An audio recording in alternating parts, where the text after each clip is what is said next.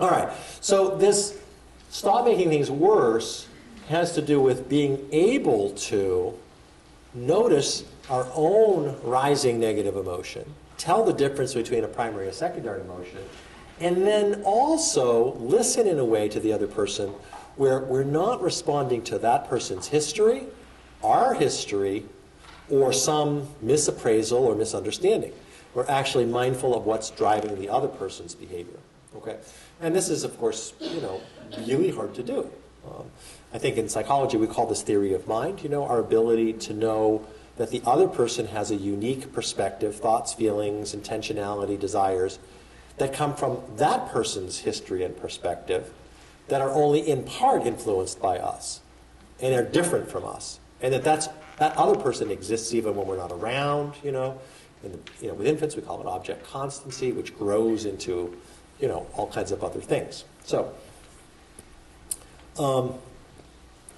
you'll read this. This is Zitz. Jeremy says, my new philosophy is to live in the moment, unless the moment, sucks.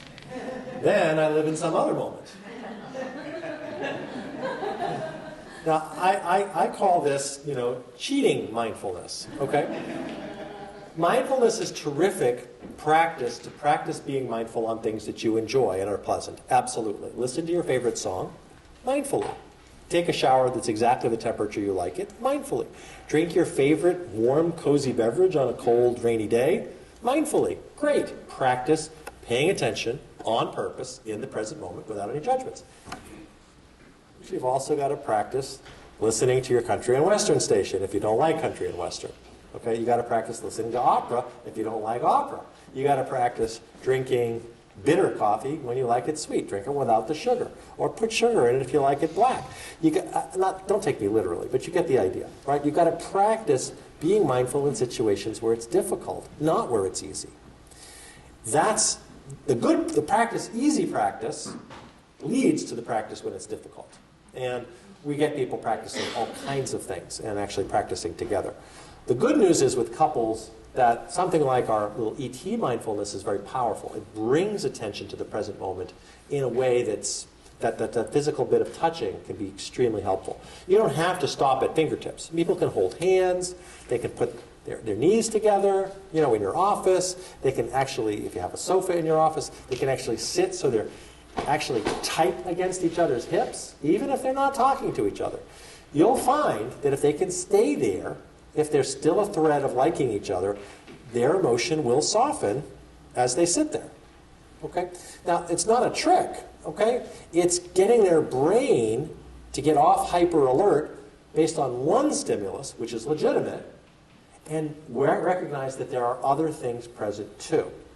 Okay? It's like if the alarm goes off, if it's loud enough, it's very hard to listen to each other talking, or if you're on the phone, but there is still another stimulus there. And sometimes you've got to stick your finger in the other ear so you can hear what's going on in this one. And that's what we're doing with mindfulness practice and relationship mindfulness practice. We're getting them to learn to discern that there are other things available to pay attention to besides the one thing or the one set of things that tweaks us out. That's the essence of it.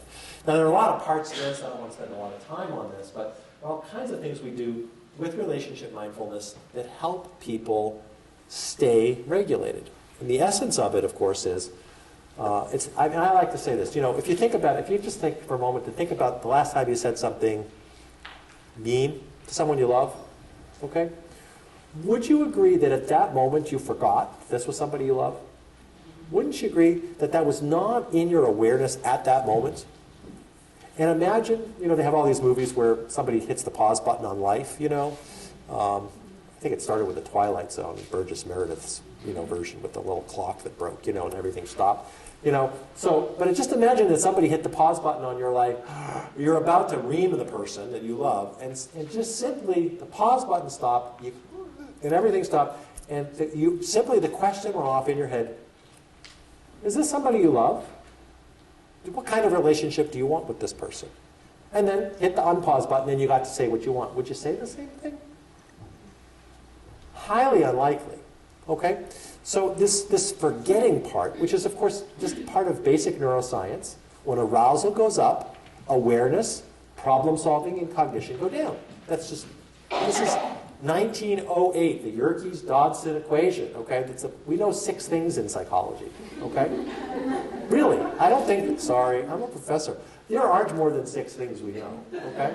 This is one of them, probably the second oldest one, okay? 1908, remember? Remember the bell-shaped curve, right?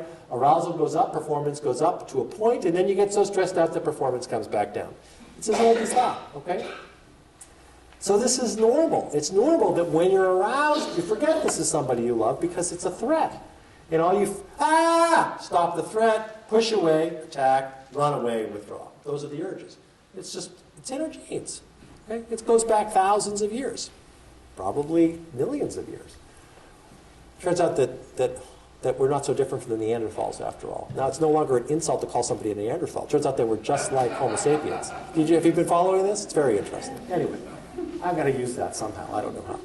So the idea is to get people practicing being aware that this is somebody I love. And to do it purposefully when it's easy, like first thing in the morning.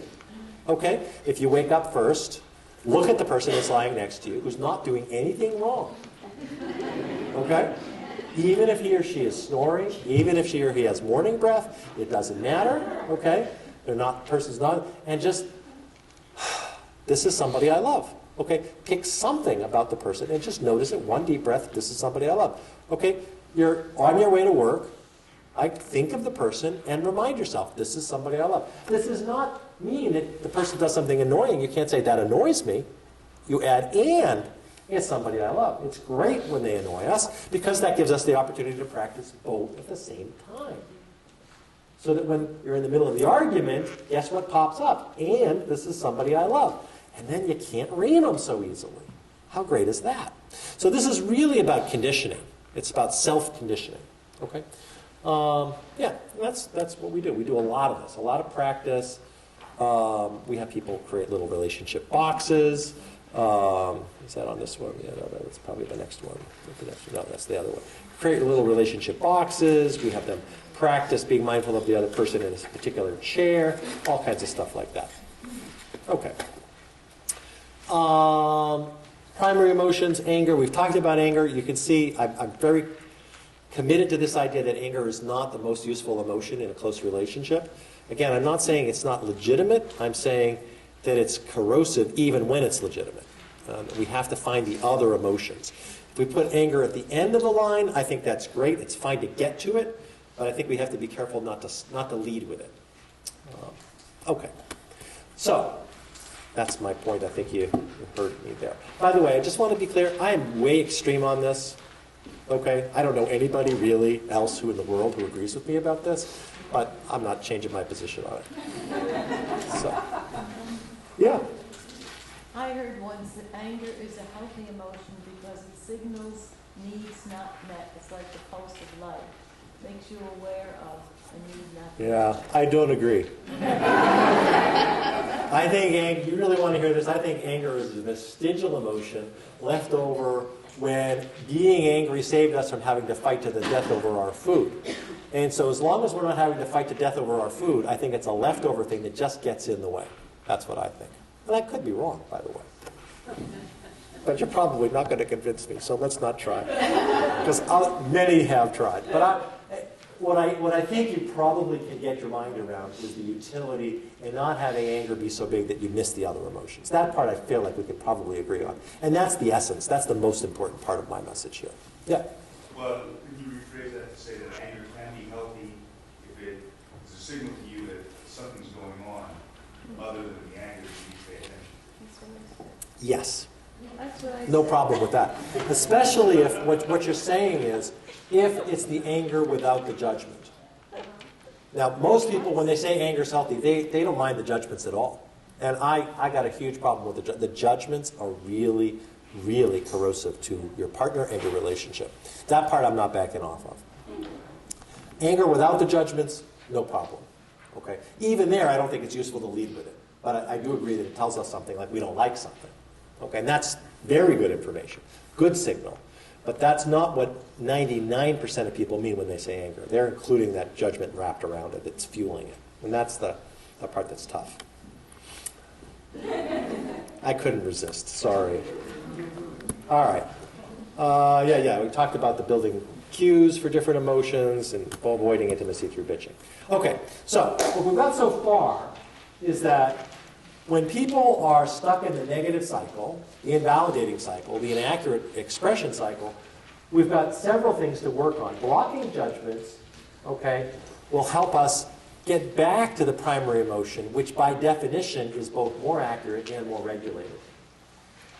It's also intimately connected to whatever happened, and therefore it's easier to understand, and if it's easier to understand, it's much more possible to validate. And when we get validated, we know from our earlier study that that actually helps arousal come down. So there are all kinds of ways to intervene in this cycle, and that's what we're trying to do. Instead, we're trying to get people to be descriptive and aware. What do I like and not like? You know, if you try substituting the next time you're angry, next time you're pissed off, and somebody that you care about, okay? I'm not talking about, you know, a politician somewhere that you don't know personally or, you know, whatever, or somebody on another part of the planet, but somebody that you know personally and care about. The next time you've got those angry words in your head, try saying, I don't like this. And then try to describe yourself, what don't you like? And my guess is whatever comes out is going to be incredibly valid and feel really appropriate. And you won't have that yuck feeling that you have after you've been pissed off for 20 minutes. That's my guess. I encourage you to try it. See what happens. You're probably also going to find other emotions. And if you, at the end of that, still say, and I'm angry about it, the part of the anger that you've got left is probably the part that is justified. No problem. Keep it. Don't worry about that. You've got the other parts, too. It's not, you're not going to lead with anger, and you're not going to blow up the relationship. All right, now rebuilding the relationships. This is an interesting phenomenon. Some of you have probably seen that there have been several researchers that have done this. They've looked at how when couples are distressed, you saw the histograms, the bar charts I showed a few minutes ago. When people are distressed in their relationship, they're much more invalidating than validating. And when they're not distressed, it flips the other way. They're more validating than invalidating. Well, researchers have not just looked at validating and invalidating, but they've also looked at things like expressing positive emotion versus negative emotion. They've talked about expressing supportive comments instead of critical comments. And in all of these cases, the bar charts look pretty much the same. When a couple is happy, you get a lot more of these positive things and a lot fewer of the negative things. When the couple is distressed, they flip-flop completely. Okay? And in our research, we find the same thing with validating and invalidating. And what we find is that there are very few couples who hover around the middle. Okay? Now, here's what I think is going on. Don't know, because it's hard to find how you'd show this exactly.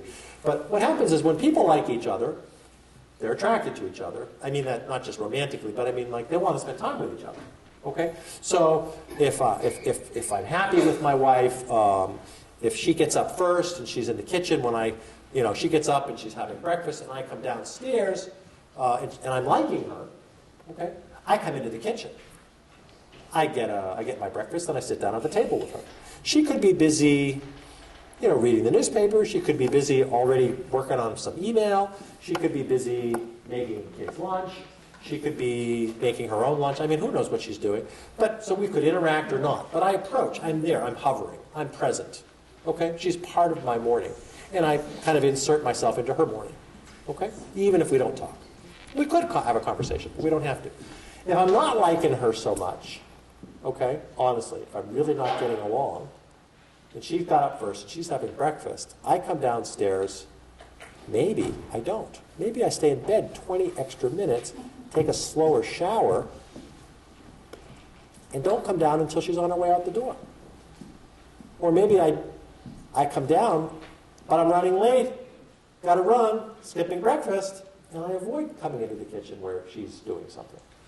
And vice versa. Maybe I'm making the lunches for the kids. You get my point? So what happens is when we're not liking each other, we avoid each other. And what happens when we avoid these situations is there aren't opportunities for neutral or positive things to occur. And pardon the use of my terminology here, she becomes an aversive stimulus. That's a really dirty word. Okay? in the annals of behavioral psychology, that's far worse than the F word, okay? Okay? She's an aversive stimulus. I mean, that's the worst thing you can be in the world, right? I mean, from a psychological, social perspective. What could be worse than that? Somebody you love being an aversive stimulus. Ooh, that's really awful. And by definition, that's what happens. And so what happens is that we avoid this of escape conditioning, we avoid aversive stimuli. That's what we do. We're just human. So when we avoid aversive stimuli, they maintain their aversive properties. They actually get strengthened because what happens is we avoid and our brain gets relieved. Every time the avoidance, arousal goes up as I approach and then arousal goes down as I avoid, my brain says, oh yeah, phew, much better not to go near that. Much safer, much nicer. And every time we avoid actually reinforces the aversive quality of the stimulus. Now, I realize it's kind of, I'm using this word intentionally. I realize people are not only stimuli, but they're also stimuli, okay? So what happens is we don't have any goodies. We don't have any neutrality. What happens is I approach a person, then there's something really important like, gee, you know, honey, I've got to do something or other, so I can't pick the kids up at school today. You know, you need to do it. But I've waited until the last minute. I've known this for 3 weeks, that I had a big meeting today, and I could have given her 3 weeks' notice, so she could have scheduled something different. But I've been avoiding her, and I plop it on her in the morning, and she, you know, maybe she's got a busy day. And so that's really unpleasant for her, and so she responds, guess what? Like an aversive stimulus. Why did you tell me this now? Why didn't you tell me this 3 weeks ago? Why do you always assume? You know, and, oh, would have been better to avoid that. Glad I didn't do this 3 weeks ago. You see? So what happens is when couples stay distressed for a long time, and you know how long it takes for the average couple to come into couples therapy? After initially getting distressed? 6 years on average. Big range, but that's the average. So what happens is there are two aversive stimuli for each other. That's what they are. And there's not a lot of time of neutrality. Okay? So we've got to recondition that. And I call this relationship reactivation. The idea here is not involve talking. It has to do, now think about, wow, this is really ambitious. Increase non-negative time together. Woohoo! How ambitious is that? Increase non-negative time together. Okay? Reversing this balance. Because the idea is this. We start out, lots of positives, few negatives. We start arguing, things don't go well, there's some negatives going up, but we still have some positives, right? Negatives go up a little more, still some positives. We hit a tipping point where all of a sudden, in my brain, it's like the chances of having an argument now are big enough that I'd rather just avoid it. Okay? The ratio, and I don't know what that is, 50-50, 2-to-1, 1-to-2, I don't know. And then what happens? I start avoiding, or you start avoiding. What happens to the positives? Boom! They go to 0. Because we were avoiding. What's left? You can't get rid of the aversives. You still have arguments about stuff. And there we sit for 6 years until we come to see you, our trusty couples therapist. Okay? Okay? A little calcification going on here. There's a little rust on the bolts. Okay? So this is the part where we're trying to stop making things worse. We're trying to bring the negatives down, but the positives rarely pop up on their own. So this is where we start boosting the non-negatives, which could include an occasional positive, but at least they're neutral. So instead of going and taking my coffee in the other room, I actually go sit down in the kitchen where my wife is and drink my coffee and have my breakfast in the same room. I don't notice, right? No talking. We're not asking people to talk. Just be in the room and notice that nothing bad is going on. Seriously. Okay? When we have adolescents that are out of control, we have parents go to their bedroom door when they're asleep and notice that they're not doing anything wrong. Okay? Seriously. And this makes a huge difference. Because in fact, 23 or so hours out of the day, they're not doing anything wrong. The other hour could be a little tricky, but that's not bad. So now there are a lot of ways to do this, but this is basically, if you think about this behaviorally, this is exposure. It's just straight exposure, response prevention. It's reconditioning this aversive stimulus to not be so aversive anymore. Okay, it's just straight that. And so there are a lot of ways to do it. We have exercises for being passively together, which is just being in the same room, in the same orbit, but aware of each other, a little more actively together, like recognize that we're both participating in our children's lives or both participating in the household, and then interactively together, which could include even talking or doing something together purposefully, going to the movies together or something. It doesn't necessarily involve talking. And then, of course, there's being together even when we're apart, which is to get people to remember, like while driving to work, gee, this is somebody I love. Okay? Anybody have a picture of somebody you love, right? You ever do that? Yeah? Right? What do you think that is? We call that stimulus control. That's designed to elicit, oh yeah, I remember her, I remember him. Oh yeah, I love this person, okay? Did you ever have the urge to turn the picture around on your desk? That's a signal. That's a bad thing, okay? Just a little heads up on that. Okay.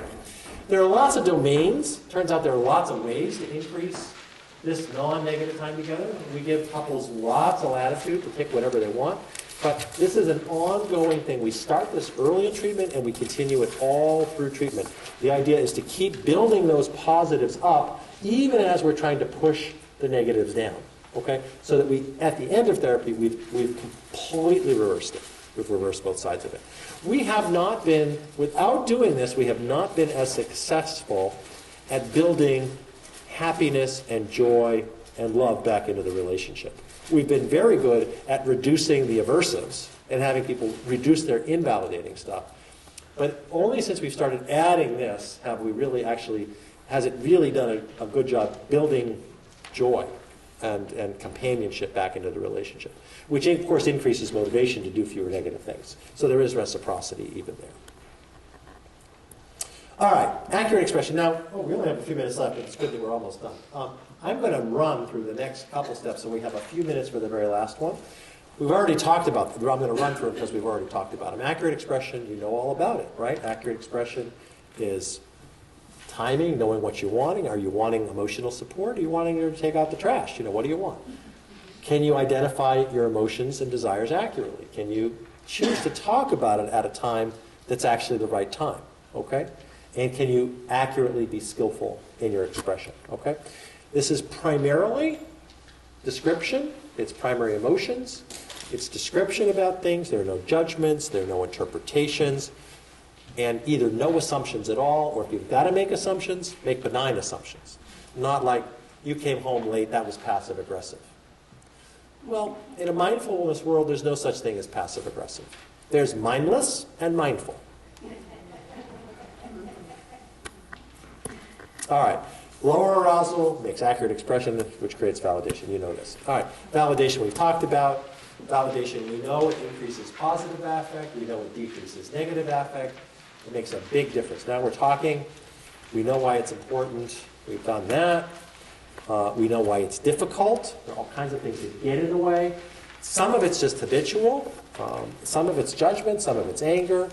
Some of it's just being different, right? It's very hard if the other person's experience is so fundamentally different from our own. Gee, if that happened, I would think it's funny. But it happened to you, and you feel like it really was hurtful. Wow, that's really different. So I've got to really work to figure out how that was hurtful for you when I would find it amusing. I've really got to work at that. But it's not that you should be amused by it, okay?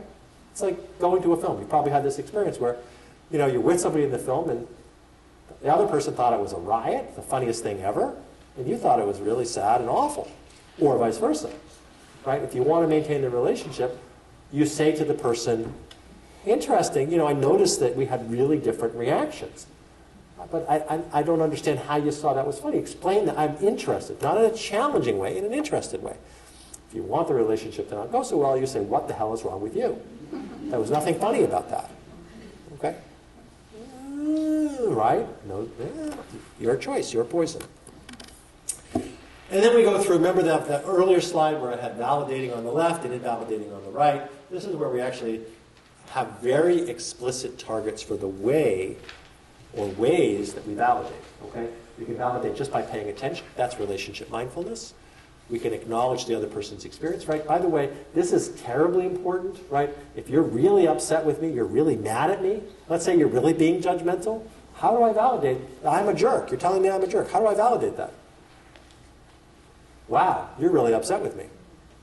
Right? I'm just acknowledging reality, acknowledging your experience. I'm not agreeing that I'm a jerk, but I'm agreeing, acknowledging that you are upset with me. And that validation could actually get you to notice that I'm not counterattacking. I'm actually interested. I'm curious. I want to understand it. Okay? So asking questions about it, trying to put it in context, normalizing normal things. Like, that's where the partner might say to Rachel, of course this hurts your feelings. Of course you don't trust me yet. That would make such a difference to this partner. The of course, not like, I can see that you're still upset about it. Not quite enough. You see, I see that you're, I know you are, I know you're still upset about it. It's not the same as of course you're upset about it. You see the difference? He's got to get to the of course, and that's going to be the repair. Because it is normative. It isn't pathological that she's upset about it. It is normative. Okay?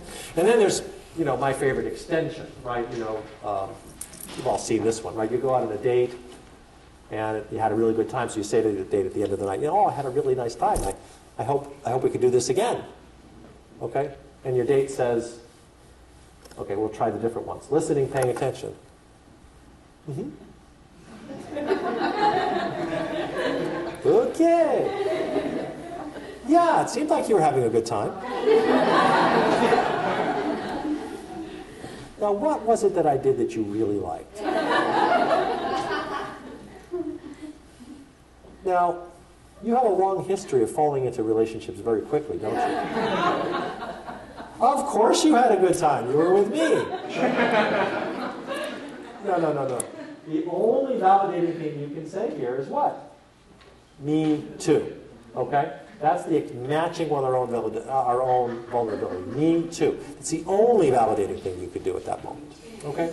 And of course, sometimes we just have to do what's needed. Sometimes we have to respond in ways that are validating.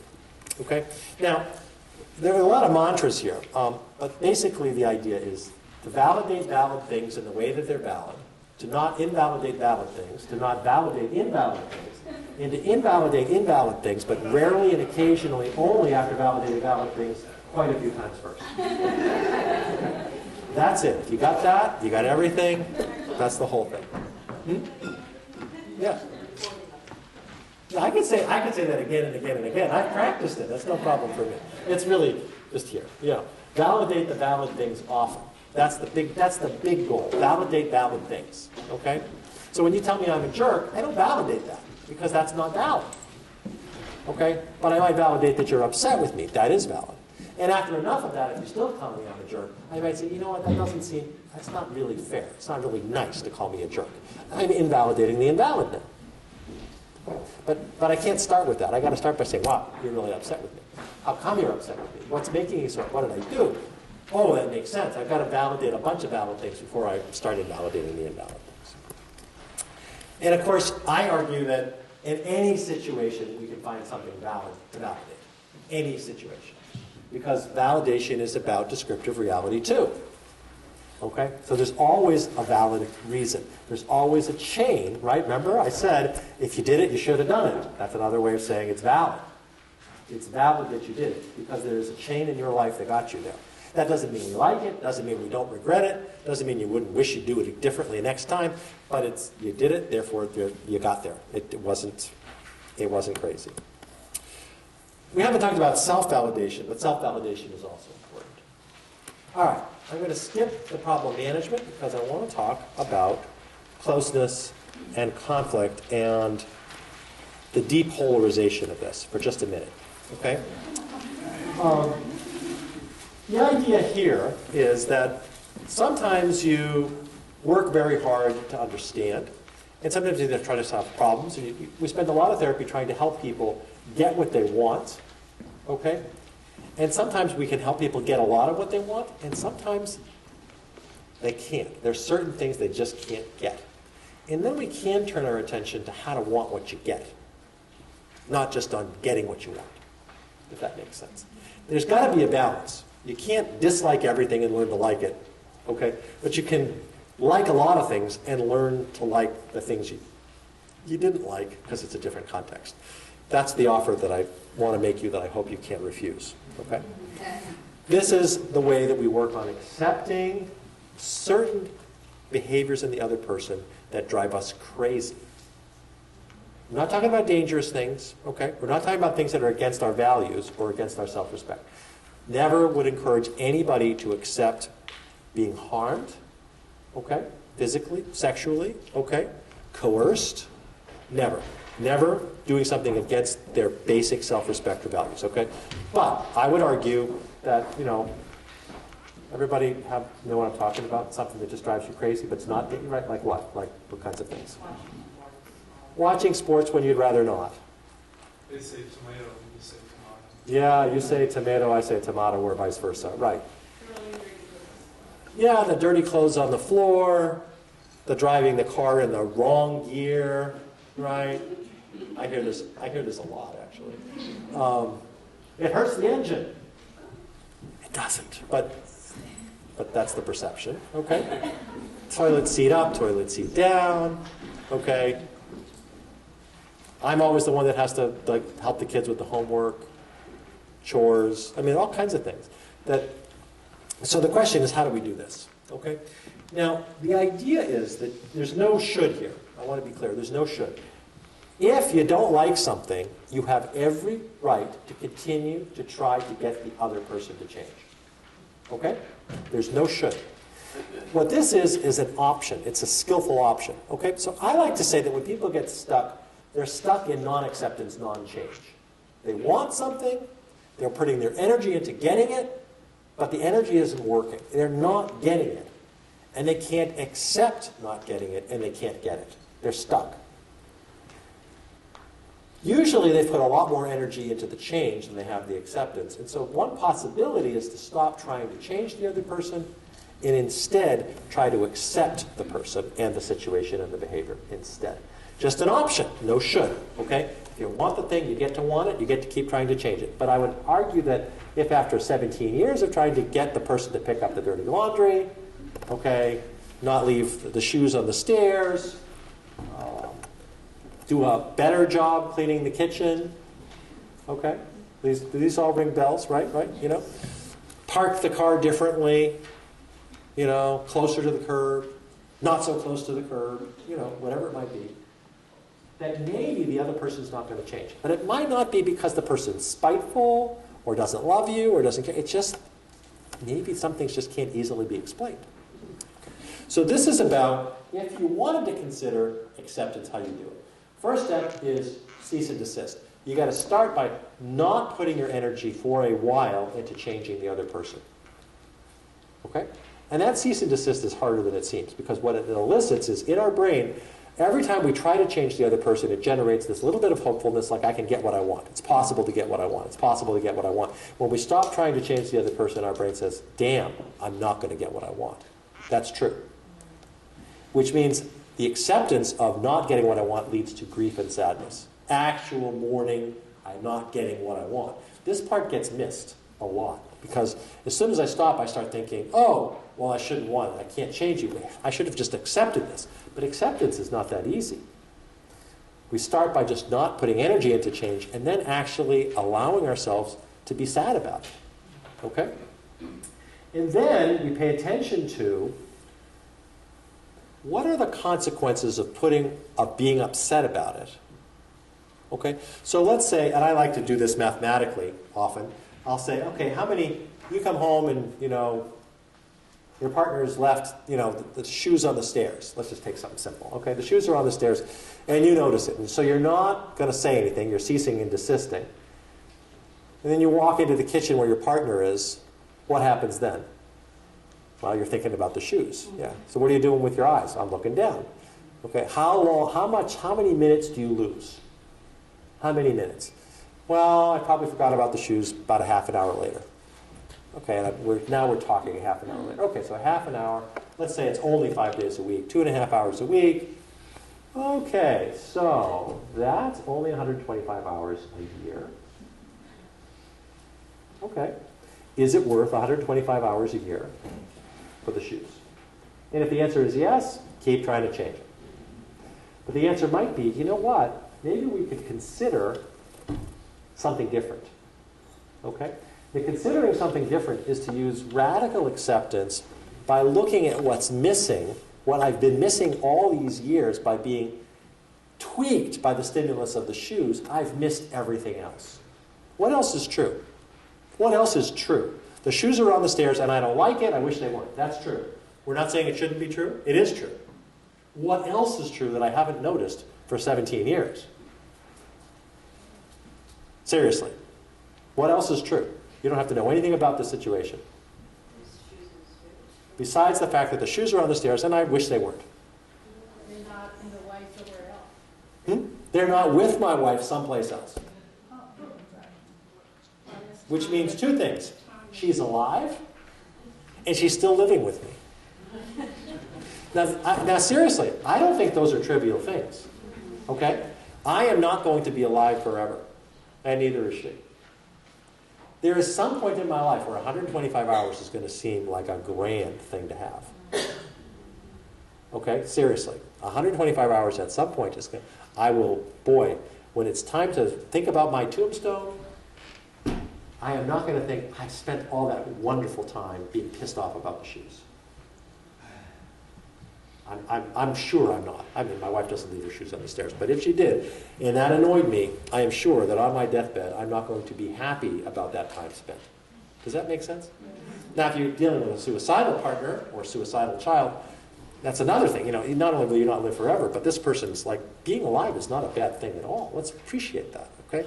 Now, without being, I don't think that's dramatic, by the way. I think it's true. It's also dramatic, but it's not only dramatic. But it's also, she hasn't left me. Despite my nagging her for 17 years, she's still here. And what is she doing? Well, she's talking to one of our children. Or she's making dinner. Or she's just come home from work, where she's working and supporting our family. I mean, wow, there's a lot of other things to notice that I've been missing for 17 years. Do you see this? So if I can notice those, it's not that I shouldn't be upset about the shoes. It's that I shouldn't only be upset about the shoes. Shouldn't meaning if I want to have a good evening, which is what I really want. So I change the context, pay attention to what I've been missing, and when I come around the corner, I make eye contact and I'm smiling because I'm very happy to be in that moment. It's different. And guess what? The transaction gets started in a different way. And do you think she's happy to see me when I'm happy to see her? Or does she know damn well when I come around the corner and I'm looking at the floor, oh, he's about to nag me about the shoes. She's been doing this for 17 years too, right? You get the idea. So, it's just an offer. I think it's an offer that you can't refuse, but that's up to you. That's really up to you. So, I'm 2 minutes over. I apologize. We're done. This is a little thing about from Thich Nhat Hanh, which I like, and my book, and my wife says thank you too. So,